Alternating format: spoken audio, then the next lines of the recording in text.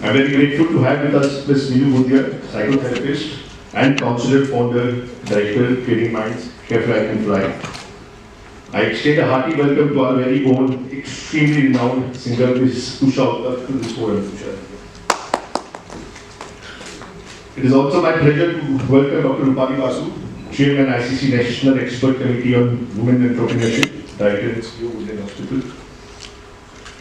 May I request a big round of applause for all our wonderful guests.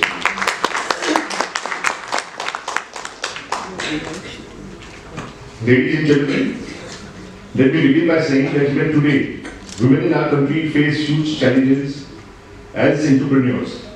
And believe me when I say that, despite 66% female literacy in India and around 12 million women enrolling into undergraduate courses, the workforce participation of women is extremely low.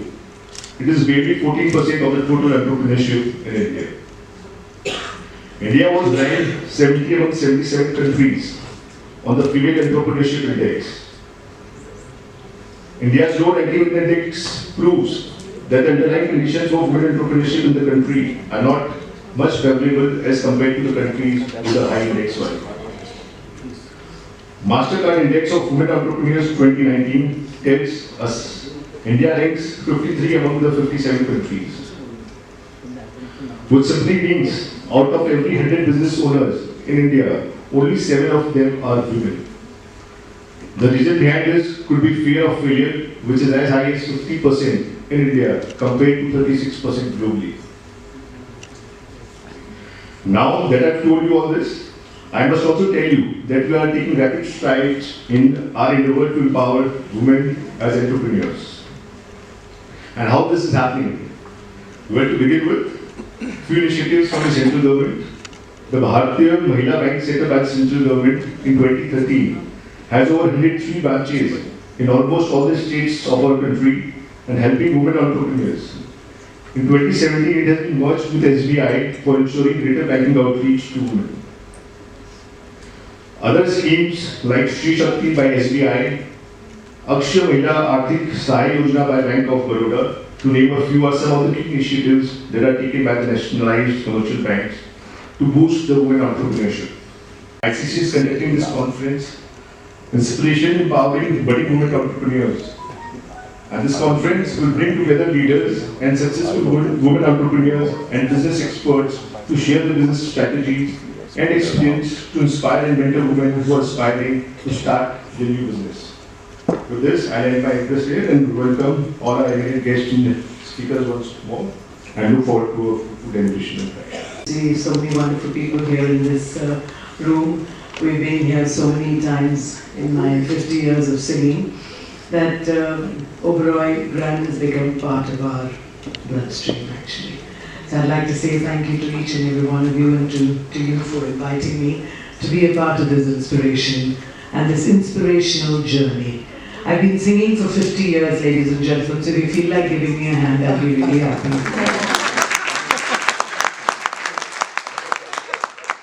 And that will tell you, that will inspire you to tell you my first point.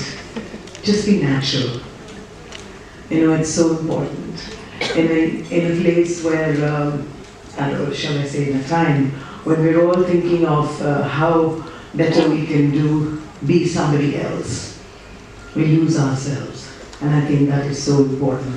One of the most important factors of being a true entrepreneur is when you believe in yourself, because if you don't believe in yourself, nobody else will believe in you. And that's so, so true, especially what I've gone through in my 50 years of singing. I think it's belief in oneself, and before that comes the dream. Actually, I never had a dream that I'd be a singer or an entertainer or anything. It just happened by chance and by mistake. By chance, because I come from a middle-class family. Unfortunately, I never had any. My father was in the police, and I grew up in Bombay. So I went to a convent school, and the medium of teaching was English, second language was Hindi, third language was Marathi, fourth language was French, and at home we spoke Tamil. Here and there. And so, very early in my life, I realized that we have a fantastic country with 17 basic languages, and why don't we take or make advantage of that? I think if you believe in yourself and know that you have such fantastic resources in front of you, you have to make use of it. But without that dream in your mind and my heart, I think my dream right from the beginning was to get people to smile and to be happy along with me.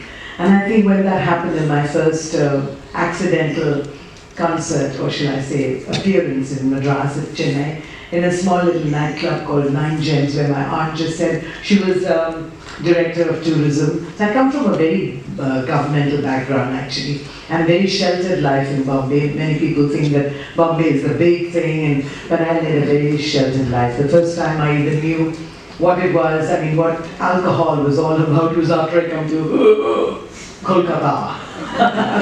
Yes, because I'm a nightclub singer, and I'm so proud to say that I'm a nightclub singer. I still remain a nightclub singer, and proud to say that in a nightclub in those days when you never thought that, it was only reserved or the prerogative or the privilege of the girl, the slinky girl, lovely girl with a black number and a lot of cleavage to show, which I don't have anything to talk about. But yeah, to be in that same nightclub and to be able to get people to believe in you was first to believe in yourself. And I did believe I've always said music is not my business, communication is. And I've always believed that if you've got something really important to say to somebody, just say it.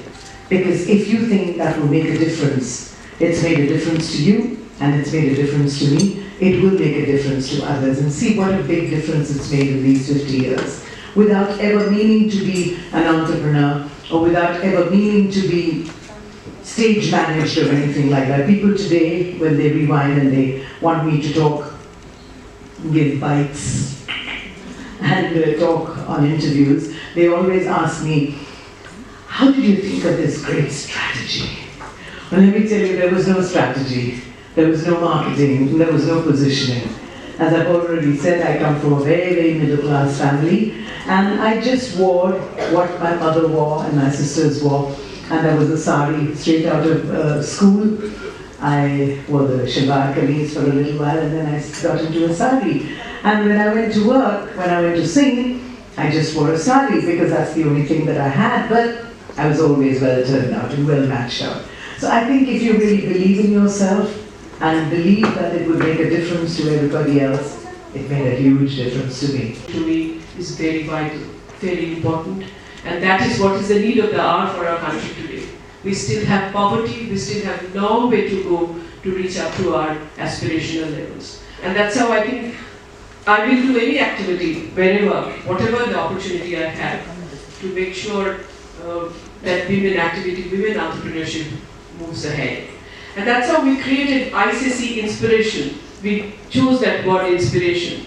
We thought that what can we do in our own work, with our own family, with the responsibilities that we have. What can we do? And we thought of inspiration is one way. Created this platform today where we will first of all identify the women who would like to do economic activity, and then handhold them, give them all the inputs, give them support, and then make sure that they do some kind of economic activity, not only for themselves, but for the people that they employ.